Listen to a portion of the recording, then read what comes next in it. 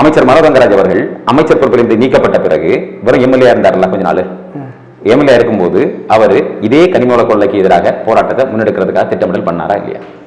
இல்ல, எனக்கு தெரியல. இல்லையா? நான் உங்களை எடுத்து காட்டுறேன்.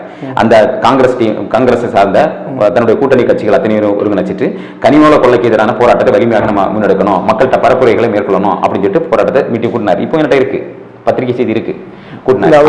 அப்போ அரசு அதிகாரத்தில் நீங்க அமைச்சரா இருக்கும்போது அது சரி, அமைச்சர்ல நீங்க இறங்கிட்டீங்க அப்படின்னா அது தப்பு. இது எந்த வகையில் நியாயம் சொல்லுங்க? அப்ப அவருக்கு தெரியுது இது தவறான செயல் அப்படின்ட்டு, அப்புறம் ஏன் திருத்திக்கல? இல்ல, அதுக்கான தேவைகள் வரும்போது அது கண்டிப்பா என்ன தேவைகள் வந்து நீங்க அமைச்சரா இருக்கும்போது தேவை, அமைச்சர் இல்லைன்னா தேவை இல்லையா? இல்ல, அது நம்ம வந்து அது அதிகாரப்பூர்வமா இல்ல. என்ன அதிகாரப்பூர்வமா இல்ல? அமைச்சர் அதிகாரப்பூர்வமான அமைச்சர் தானே, எம்எல்ஏ அதிகாரப்பூர்வமான எம்எல்ஏ தானே. ஒரே அதிகாரப்பூர்வம் தான். அந்த உள்ள இருக்கக்கூடிய விஷயங்கள் வந்து அதிகாரப்பூர்வமா இல்ல. என்ன இல்ல சொல்லுங்க? அது வந்து ஊடகத்துக்கு வரல, எதுவுமே இல்ல. பத்திரிகை செய்தி எல்லாமே வந்திருக்கு. அப்ப அதிகாரப்பூர்வம் இல்ல அப்படிங்க வரும். பத்திரிகை வந்து எல்லாமே உண்மைதான் இல்ல.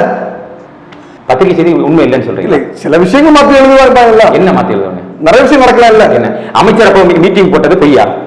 அமைச்சர் பொய்யன்னு சொல்றீங்களா? இல்ல, மீட்டிங் போட்டிருப்பாங்க, ஆனா இதுக்கு தான் மீட்டிங் போட்டாங்கன்னு தெரியாதுல்ல.